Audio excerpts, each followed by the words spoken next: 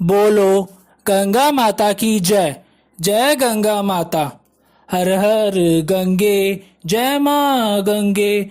जय श्री गंगे, हर हर गंगे। जय माँ गंगे, हर हर गंगे।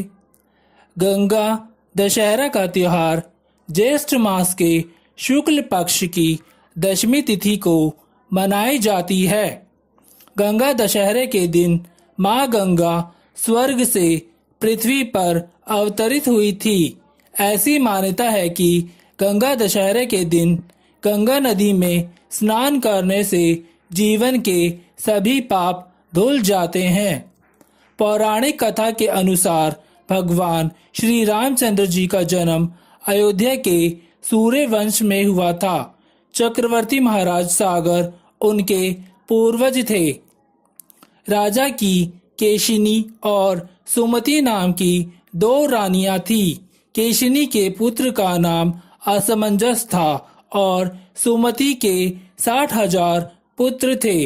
असमंजस के एक पुत्र था जिसका नाम अंशुमन था। राजा सागर के असमंजस सहित सभी पुत्र अत्यंत उद्दंड और दुष्ट प्रकृति के स्वभाव वाले थे, परंतु उनका पौत्र अंशुमन धार्मिक कार्यों में रुचि रखने वाला और देवगुरु की पूजा करने वाला था। अपने पुत्रों से दुखी होकर महाराज सागर ने असमंजस को देश से निकाल दिया और अंशुमन को अपना उत्तराधिकारी बना लिया। महाराज सागर के अन्य 60,000 पुत्रों से देवता भी बहुत दुखी रहते थे। एक बार महाराज सागर ने अश्वमेघ यज्ञ का अनुष्ठान किया और उसके लिए उन्होंने एक घोड़ा छोड़ दिया। देवराज इंद्र ने अश्वमेघ यज्ञ के उस घोड़े को चुराकर पाताल में ले जाकर वहां कपिल मुनि के आश्रम में बांध दिया, जिससे हुआ ये कि कपिल मुनि इस बात को जान ना सके। महाराज सागर के सभी 60,000 अहंकारी पुत्रों ने पृथ्वी का कोना कोना छान मारा, परंतु वे उस घोड़े का पता नहीं लगा सके कि वे घोड़ा कहाँ पर है।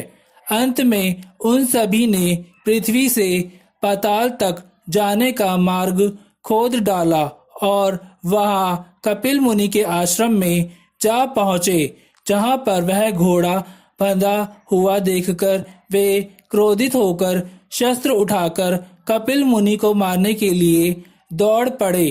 कपिल मुनि की तपस्या में बहुत ज्यादा विघ्न आने लगा। कपिल मुनि ने अपनी आंखें खोली और उनके तेज से महाराज सागर के सभी 60,000 उद्दंड दुराचारी पुत्र तत्काल ही भस्म हो गए।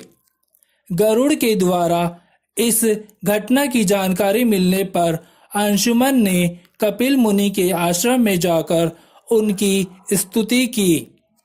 कपिल मुनि उनके विनय से प्रसन्न होकर बोले, अंशुमन जाओ, घोड़ा ले जाओ और अपने पितामह का यज्ञ पूरा कराओ। ये सागर पुत्र उद्दंड, अहंकारी और अधार्मिक थे। इनकी मुक्ति तभी हो सकती है जब गंगाजल से इनकी राख का स्पर्श हो जाए। अंशुमन ने घोड़ा ले जाकर अपने पितामह महाराज सागर को दे दिया। महाराज सागर ने यज्ञ पूरा करवाया। महाराज सागर के बाद अंशुमन राजा बने, परंतु उन्हें अपने चाचाओं की मुक्ति का चिंता होने लगी। कुछ समय के बाद अंशुमन ने अपने पुत्र दिलीप को राज्य का कार्यभार सौंपकर वे खुद ही वन में चले गए तथा गंगा जी को स्वर्ग से पृथ्वी पर लाने के लिए तपस्या करने लगे और तपस्या में ही उनके शरीर का अंत हो गया। महाराज दिलीप ने भी अपने पुत्र भगीरथ को राज्य का भार सौंपकर स्वयं पिता के मार्ग का अनुसरण किया। उनका भी तपस्या में ही शरीर का अंत हो गया, परंतु वे भी गंगा जी को पृथ्वी पर ना ला सके।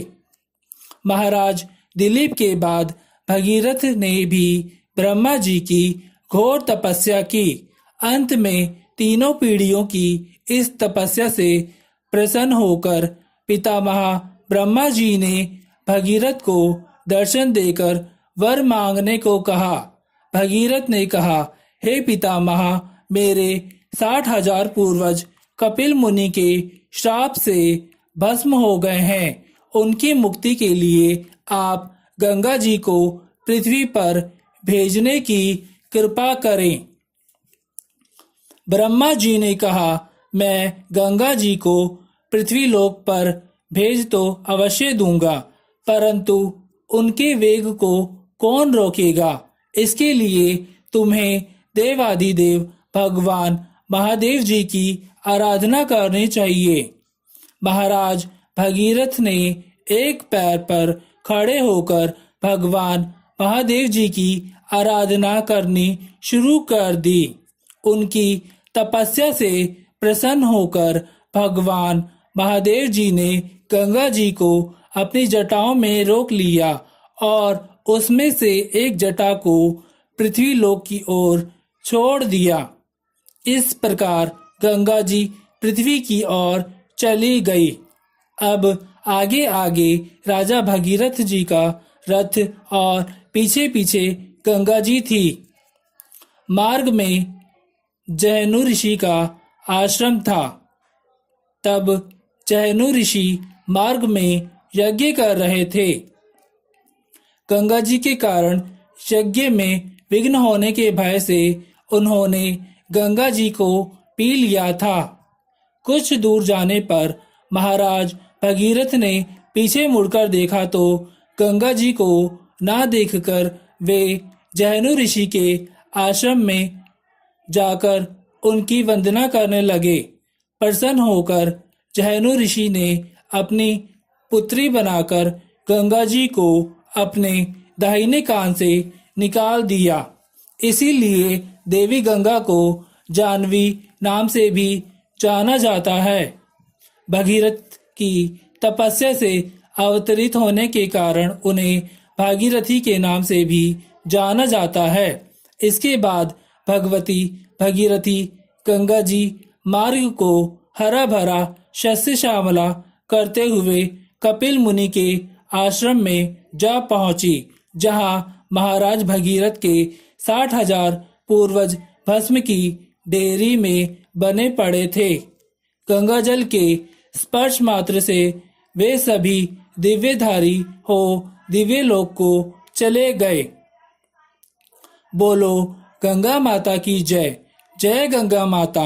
हर हर गंगे, जय माँ गंगे, जय श्री गंगे, हर हर गंगे। अगर आपने अभी तक मेरे YouTube चैनल लाजपत दोतानिया को सब्सक्राइब नहीं किया है तो जल्दी से सब्सक्राइब करके बेल आइकॉन की घंटी को ऑल पर सेट कर लें। इससे होगा ये कि मेरे YouTube चैनल पर कोई भी नई वीडियो के अपलोड होने की नोटिफिकेशन आपको तुरंत मिल जाएगी। अगर आपको वीडियो अच्छा लगा हो तो वीडियो को ज़्यादा से ज़्यादा लाइक करें, शेयर करें और एक बहुत अच्छा सा कमेंट करना ना भूलें। बोलो गंगा माता की जय। जय गंगा माता। हर हर गंगे, जय माँ गंगे, जय श्री गंगे, हर हर गंगे, जय माँ गंगे।